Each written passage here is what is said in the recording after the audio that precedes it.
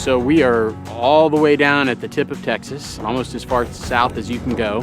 The Bahia Grande is a big wetland system, very important to wildlife, relatively natural and getting more natural all the time with the restoration efforts of the Fish and Wildlife Service, the Nature Conservancy, the Fish and Wildlife Service, Texas Parks and Wildlife, the Conservation Fund. We're all working together to build this viable corridor between the Lower Rio Grande Valley National Wildlife Refuge and the Laguna Atascosa National Wildlife Refuge. Here on Bahia Grande, much like Laguna and some of the other units that we have, just the flora and the fauna, there's just such a diversity in it. On the same unit, we can have Gulf Coast prairie, Tamaulipan and thorn scrub, and we have some coastal wetlands also all in the same area. And the way they kind of marry up and work together to just provide just a unique area for just an abundance of species to use, especially passerine birds as they come, north to south. They meet up in this one area because of the different habitats that exist on all of these units. And with all the just different invertebrates that live down underground, water moves through there, and that's what they're doing their job. They're cleaning the water up.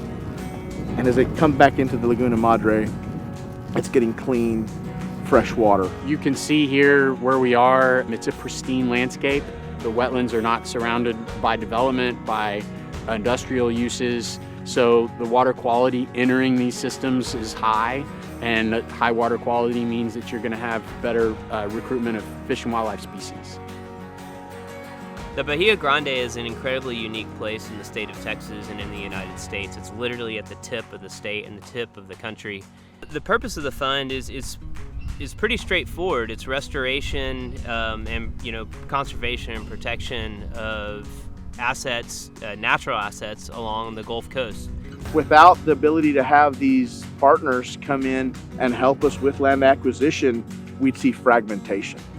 And that fragmentation and development is just loss of habitat is the true killer to these endangered species. If their home goes away, they move away. Bahia Grande was selected because of how unique it is and what it brings to the state of Texas and to the United States as a whole.